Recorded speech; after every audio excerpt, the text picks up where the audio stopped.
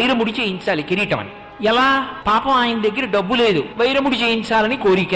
ఆయన రోజు రామ రామ రామ రామ రామ రామ రామ అని రామచంద్రమూర్తితో ప్రార్థన చేసుకు పడుకునేవాడు. సీతారామ కళ్యాణం దగ్గరికి వచ్చేస్తోంది, కొన్ని నెలల్లోకి వచ్చేసింది. రామచంద్రమూర్తి కల్లో సాక్షాత్కరించారు. బెంగ పెట్టుకోకోయ్, నీకు మీ తండ్రి గారు ఇచ్చినటువంటి ఇంట్లో మధ్య గది తవ్వు, అక్కడ 6 మణులు ఉంటాయి, ఆ 6 మణులు తీసి నాకు వైరముడి చేయించన్నారు. ఆయన తిన్నగా వెళ్లి వాళ్ళ తండ్రి గారు ఇచ్చినటువంటి ఇంటి మధ్య గది తవ్వించారు. 6 మణులు దొరికాయి. 6 మణులతో వైరముడి చేశారు.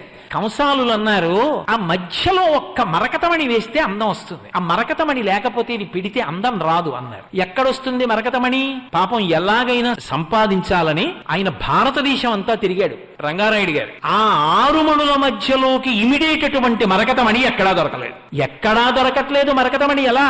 ఆయన బెంగపెట్టుకున్నాడు.